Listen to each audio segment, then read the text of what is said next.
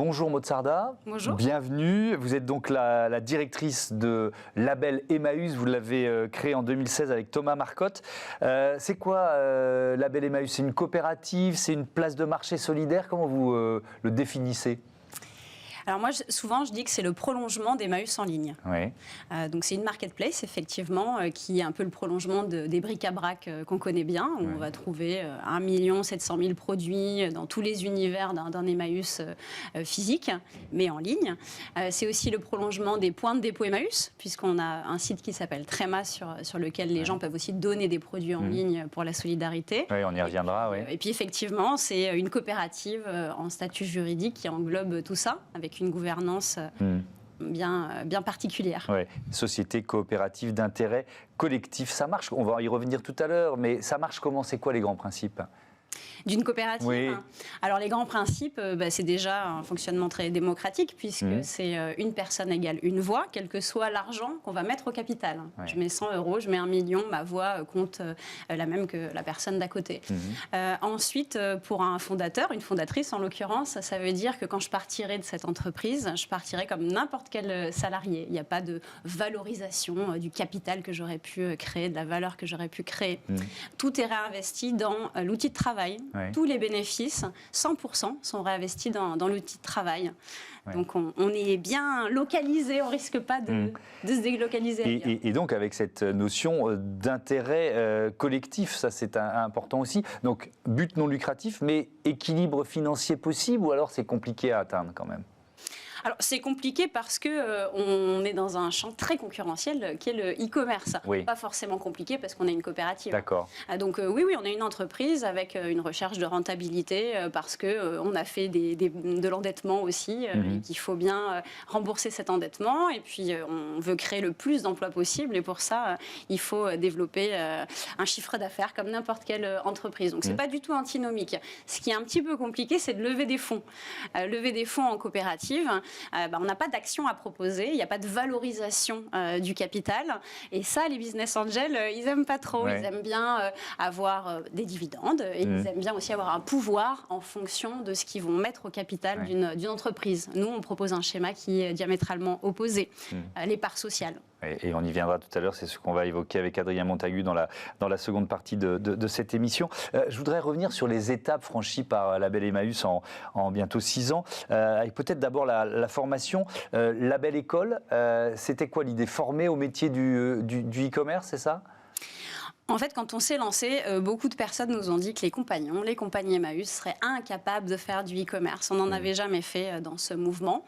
Et comme quoi, ils se sont trompés, puisque nos clients nous notent très très bien. On a un score qui est assez même incroyable. On est 9,2 sur 10 de clients qui nous recommandent à leur entourage. C'est très atypique dans la consommation en général. Donc ça nous a mis la puce à l'oreille. Ça nous a fait dire qu'il y avait quelque chose à faire aussi en termes d'insertion professionnelle pour ces personnes. Si les clients ne s'y trompent pas, c'est qu'il y a un champ possible, un sas possible d'insertion pour des gens très éloignés de l'emploi, y compris dans le e-commerce, y compris dans le numérique. Donc pour aller plus loin, on a créé une école. Donc c'est quoi cette formation? C'est une formation qui dure combien de temps? Alors c'est une formation qui est certifiante désormais, un vrai diplôme reconnu. Elle dure 5 mois, et c'est un diplôme qui s'appelle Designer Web. C'est un équivalent Bac+3, donc c'est pas rien, parce que la plupart des gens qui viennent dans notre école n'ont pas le bac ou juste le bac. Donc c'est une belle revanche sur le décrochage scolaire qu'ils ont pu connaître. Combien de personnes accompagnées dans la Belle École depuis que vous l'avez créée? Alors la Belle École, c'est environ 150 personnes, mais en revanche, la marketplace a touché beaucoup plus de personnes en 6 ans, puisque sur cette marketplace, il n'y a que des vendeurs de l'économie sociale et solidaire qui peuvent alimenter le catalogue. Et dans ces vendeurs, ce sont des personnes en insertion qui font tout le travail de mise en ligne des produits, de préparation des commandes. Donc on estime avoir formé au moins 1000 personnes depuis 6 ans au métier de la vente en ligne. Est-ce qu'il y a une offre, je crois, dédiée aux professionnels aussi? Ça consiste en quoi? Oui, on fait de la location de mobilier vintage pour des salons, des séminaires d'entreprise.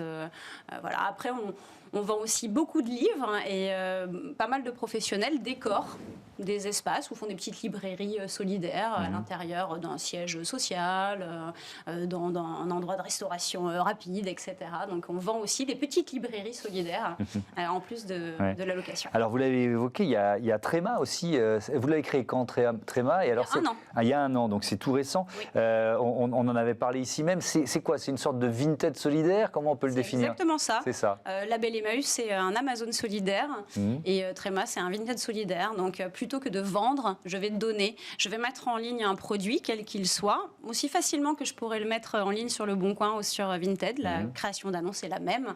Simplement, ce produit va être mis en vente sur Label Emmaüs et j'abandonne le produit de la vente à la solidarité et je vais choisir moi-même le projet. Ah oui, c'est intéressant. Voilà, donc ce sont des projets Emmaüs ou pas forcément? C'est plein d'autres associations. Il y a pas mal de projets Emmaüs, bien sûr. Mais de toute façon, Label Emmaüs est ouvert à toute l'économie sociale et solidaire. Dans nos 170 vendeurs, on a 60 Emmaüs et tout le reste, c'est des ressourceries, des structures de la Croix-Rouge, Envie. Donc voilà, notre projet, de toute façon, c'est un projet de mutualisation et on peut soutenir tout type d'association qui a un projet de transition numérique au service de la solidarité. Ouais. Alors, je le disais en titre, la seconde main, elle se développe. On a cité Vinted ou le Bon Coin. C'est la croissance de ce secteur. Ça a quelles conséquences au-delà pour Emmaüs en général, pour l'association? Je pense qu'il faut le dire clairement, on est en danger. Un mouvement comme Emmaüs est en danger aujourd'hui, mais comme tout mouvement solidaire, historique dans le réemploi, tout le monde s'y met. Vinted aujourd'hui, c'est démentiel, c'est 18 millions d'abonnés en France. Ça a explosé avec la crise sanitaire. Donc effectivement, désormais, il y a un espèce de réflexe, je vends. Voilà, je ne pense même plus à donner. Heureusement qu'il y a encore des générations qui connaissent l'abbé Pierre, qu'Emmaüs c'est quand même une référence, évidemment, avec ses 450 points de vente et de dépôt partout en France. Mais clairement, on a une baisse dans la quantité et dans la qualité surtout de ce qui nous est donné. J'essaie d'abord de vendre. Et si j'y arrive pas, je donne à Emmaüs. Sauf que nous, c'est parce qu'on vend ce qu'on nous donne qu'on arrive à accueillir des milliers de personnes chaque année en situation de grande exclusion. Donc moi, j'ai envie de dire à Vinted, pas de problème, prenez notre gisement, mais dans ce cas-là, vous embauchez les personnes qu'on accueille depuis 70 ans. Même les plus grandes marques se mettent à la seconde main. Alors ça, c'est aussi un élément intéressant. On en parle ici régulièrement. Est-ce que c'est forcément un progrès pour vous? Comment vous abordez ça quand une grande marque de vêtements, de luxe ou pas de luxe d'ailleurs, crée son corner seconde main sur son site ou dans ses magasins? J'avoue être un peu sceptique parce Pourquoi? que sous couvert d'écologie, la plupart du temps, ce qui est proposé aux consommateurs, c'est de ramener des produits d'occasion en échange de bons d'achat pour du neuf. Voilà. Donc en fait, l'occasion, c'est une privatisation de plus, en fait, une marchandisation de plus. Toujours pareil pour faire un relais de croissance pour le neuf. Donc si on veut être dans de la sobriété, ce dont on parle de plus en plus avec le rapport du GIEC notamment, c'est pas de cette façon qu'il faut utiliser la seconde main. Également parce que la seconde main, pour un mouvement comme Emmaüs, ça veut dire aussi seconde chance. C'est pas juste un objet de consommation de plus, c'est ce qui va permettre à une personne très très éloignée de se raccrocher à notre société. Est-ce qu'on parle beaucoup de la loi AGEC en ce moment dans cette émission, parce qu'on se rend compte qu'il y a des filières qui se crée, donc anti-gaspi économie circulaire, qui interdit désormais à beaucoup de secteurs de détruire les invendus. Est-ce que ça peut éventuellement vous redonner du souffle, ou est-ce que finalement on voit il y a plein d'entreprises qui se créent pour profiter de cette nouvelle donne réglementaire? Alors, il faut savoir qu'Emmaüs a beaucoup milité pour les lois AGEC. On a été très, très actifs, puisque tout ce qui peut limiter le gaspillage, effectivement, on est partie prenante. Avant ces lois, il n'y avait que 21% des invendus neufs, des fins de série des marques, qui étaient donnés aux associations. Donc, ils avaient de toute façon trouvé d'autres façons. Alors, il y avait de la destruction qui maintenant n'est plus possible, mais ils ont d'autres façons de faire. Il y a des rachats, de l'export, avec des discounters, etc.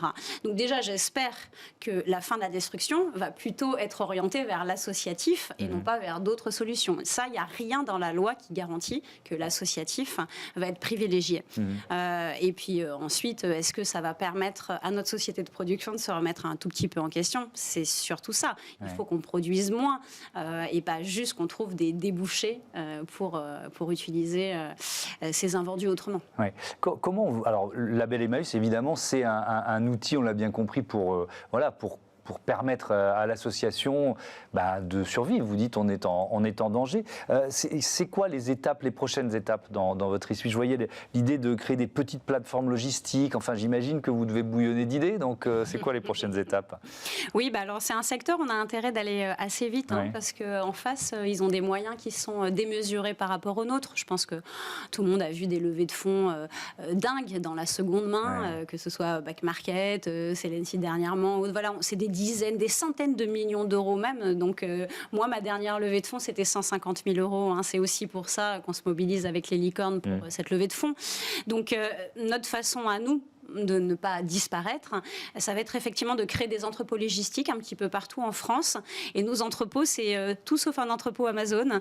Déjà, on fait du circuit court. Donc, en fait, on va chercher les déchets que crée un territoire à l'échelle d'une région, des entreprises. Ça peut être des fins de série, effectivement, ou des particuliers. Et on va les réemployer pour les vendre en ligne. Voilà. Et ça va alimenter le catalogue de Label Emmaüs. Donc, c'est comme ça aussi qu'on veut grossir en termes de marketplace. Et puis après, l'école, on veut les s'aimer un peu partout. Et là, pour le coup, il n'y a aucun modèle économique. C'est vraiment un projet entièrement social. Merci. Enfin non, restez avec nous puisqu'on va parler de ces licornes avec deux os. De quoi s'agit-il? C'est le débat de Smart Impact.